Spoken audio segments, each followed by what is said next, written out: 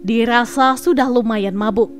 Saat itu Dono kembali menanyakan perihal perselingkuhan yang dituduhkan kepada wanita pujaan hatinya tersebut.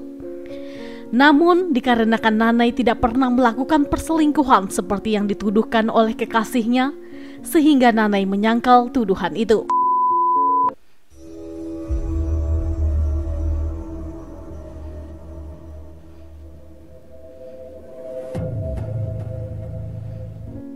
Assalamualaikum warahmatullahi wabarakatuh. Kembali lagi di YouTube channel saya, Lembaran Cerita. Semoga kabar kalian semua sehat selalu dan pastinya diberi kebahagiaan dalam menjalani hidup. Di video kali ini saya akan membahas tentang kasus pembunuhan yang terjadi di Bandung. Nah, daripada kelamaan, yuk langsung kita bahas. Nanai Berlin, atau yang lebih akrab disapa dengan Nanai, berusia 23 tahun, merupakan seorang wanita cantik yang tinggal bersama dengan orang tuanya di sebuah rumah, tepatnya di Kampung Panyawungan, Desa Ciliwunyi Wetan, Bandung. Tidak banyak informasi yang bisa saya dapatkan perihal latar belakang dari Nanai Berlin. Tetapi yang pasti, Nanai menghabiskan waktunya sehari-hari hanya untuk pergi bersama dengan teman-temannya karena dirinya tidak memiliki pekerjaan alias pengangguran. Diketahui Nanai biasanya menghabiskan waktu bersama dengan teman gaulnya untuk nongkrong-nongkrong tidak jelas dan minum-minum alkohol hampir di setiap harinya. Selain menghabiskan waktu bersama dengan teman gaulnya, Nanai biasanya juga menghabiskan waktunya untuk jalan berdua bersama dengan laki-laki pujaan hatinya yang bernama Dono Gomgom Pandapotan Sibarani. Nah, hubungan percintaan sepasang sejoli itu sudah berjalan selama kurang lebih 2 tahun.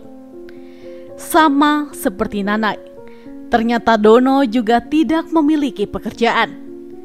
Kedua sejoli ini hanya menghabiskan waktunya dengan party-party, nongkrong, dan juga mabuk-mabukan.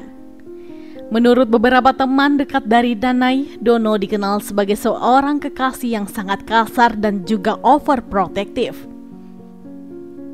Dono diketahui seringkali mengatur Nanai dalam hal apapun seperti cara berpakaian, melarang berteman dengan ini dan itu, melarang berbicara dengan lawan jenis, dan masih banyak lagi hal-hal lain yang dilarang oleh Dono. Selain sering mengatur Nanai, ternyata Dono juga dikenal sebagai pribadi yang sangat pencemburu. Namun meskipun begitu, diketahui Nanai dan Dono saling mencintai satu sama lain, dan keduanya mampu mempertahankan hubungan mereka dengan baik.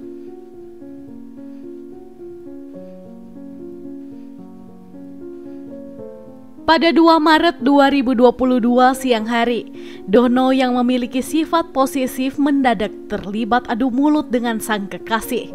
Karena saat itu Dono terus-menerus menuduh jika wanita pujaan hatinya itu telah berselingkuh dengan pria lain di belakangnya.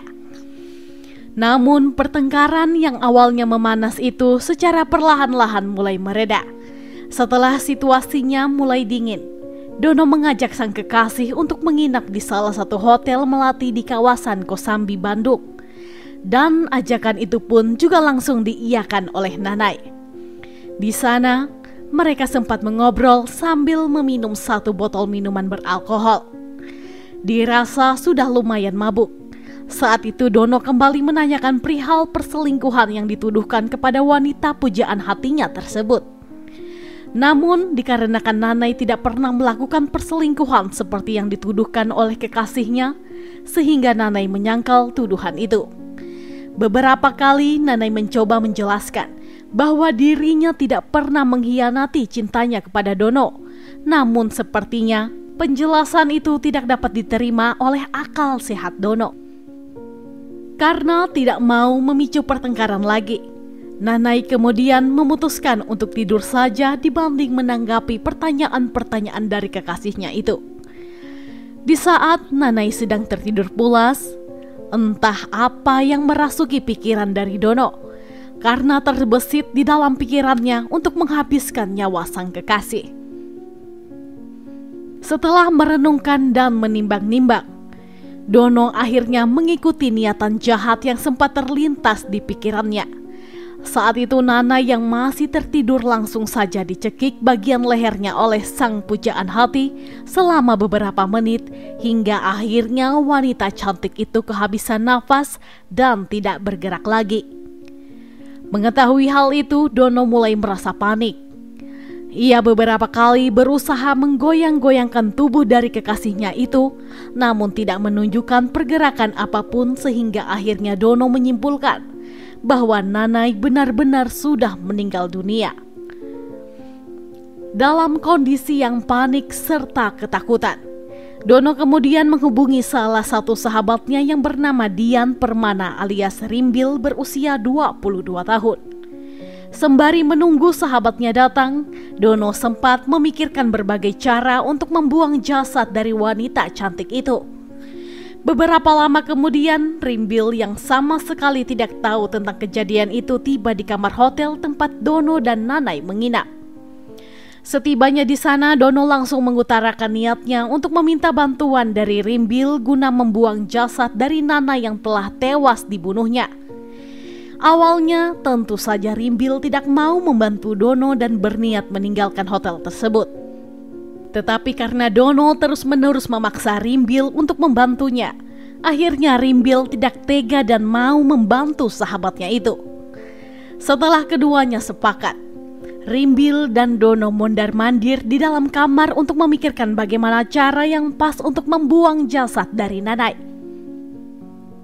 Nah, setelah keduanya berpikir cukup lama, akhirnya keduanya membawa jasad Nanay dengan cara membungkus jasad itu menggunakan jaket berwarna hitam dan segera dibawa keluar dari hotel itu.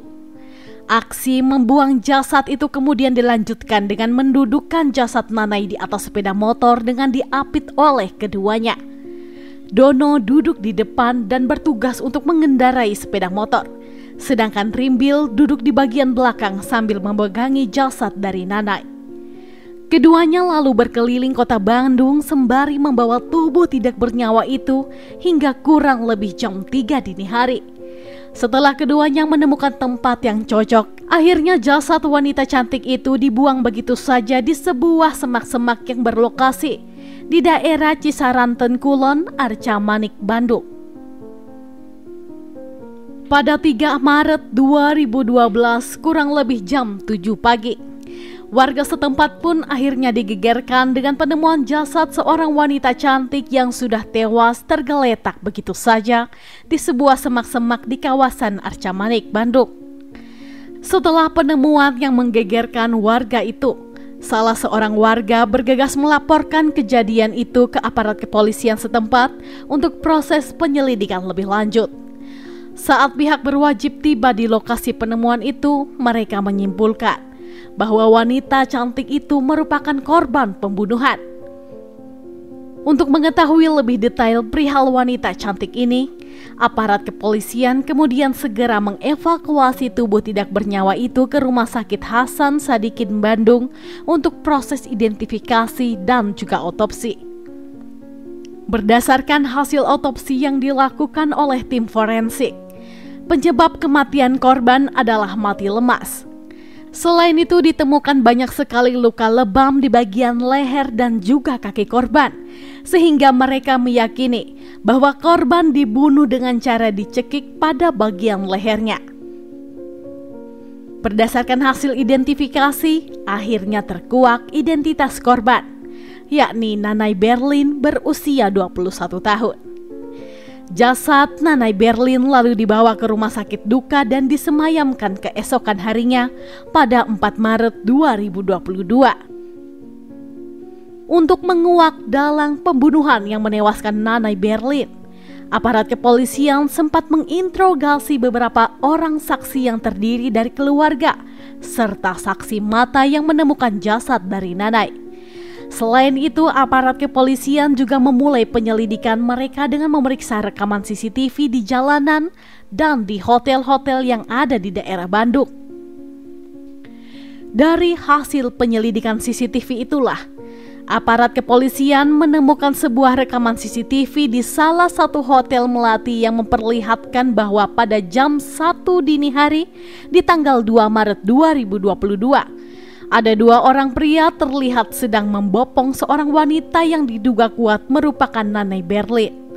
Setelah mengantongi wajah-wajah dari pria tersebut, serta sedikit informasi dari resepsionis, akhirnya polisi mendapatkan sedikit titik terang untuk mengungkapkan kasus ini. Ditambah lagi beberapa keterangan dari teman-teman korban yang mengungkapkan bahwa Nanay dan kekasihnya yang bernama Dono sempat bersih tegang sebelum akhirnya ditemukan meninggal dunia. Pada 5 Maret 2022, aparat kepolisian akhirnya berhasil menangkap Dono di rumahnya tanpa perlawanan sedikit pun. Tidak lama kemudian, Rimbil juga berhasil diciduk oleh pihak berwajib di kediamannya. Dari penangkapan tersebut, keduanya kemudian digiring ke kantor polisi untuk penyelidikan lebih lanjut. Di dalam interogasinya, Dono langsung mengakui bahwa memang dirinya lah yang telah melakukan pembunuhan terhadap Nanay Berlin. Ia juga sempat menjelaskan bahwa sahabatnya yakni Dian Permana alias Rimbil tidak terlibat dalam pembunuhan yang telah dia lakukan. Dono juga menambahkan bahwa Rimbil hanya diminta tolong olehnya untuk membantu membuang jasad kekasihnya saja. Untuk motifnya, Dono mengaku kalau dirinya merasa cemburu karena wanita pujaan hatinya telah berani berselingkuh di belakangnya. Namun ketika ditanya, malah kekasihnya itu tidak pernah mau mengakui perselingkuhan yang telah dilakukan, sehingga Dono merasa kesal dan juga sakit hati. Atas perbuatannya, Dono dan Rimbil resmi dijadikan tersangka dalam kasus ini. Keduanya dijerat dengan pasal yang berbeda, yakni Dono dijerat dengan pasal 338 KUHP tentang pembunuhan, sedangkan Rimbil dijerat dengan pasal 338 KUHP junto pasal 55 ayat 1 KUHP tentang orang yang ikut serta membantu pembunuhan. Sidang perdana untuk kasus ini digelar di Pengadilan Negeri Bandung. Majelis hakim akhirnya menjatuhkan Dian Permana alias Rimbil bersalah karena telah membantu jalannya pembunuhan dan membuang barang bukti. Ia kemudian divonis hukuman penjara selama 13 tahun. Sedangkan untuk terdakwa Dono dijatuhi vonis hukuman penjara selama 15 tahun. Demikian kasus yang bisa saya ceritakan untuk hari ini. Gimana nih menurut pendapat kalian? Silahkan sampaikan pendapat teman-teman di kolom komentar. Dan semoga dengan adanya video ini kita bisa belajar untuk lebih waspada dan selalu berhati-hati dalam menjalani hidup. Saya sendiri tidak akan pernah bosan untuk mengingatkan, selalu libatkan Tuhan di setiap tindakan kita, karena kita tidak akan pernah tahu apa yang akan terjadi ke depannya.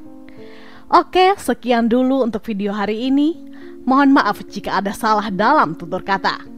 Dan jika menurut kalian channel ini bermanfaat, mohon supportnya dengan cara mengklik subscribe, like, komen, dan jangan lupa untuk menyalakan tombol notifikasinya agar kalian tidak ketinggalan saat kami upload video terbaru. Sampai jumpa di video selanjutnya. Bye-bye.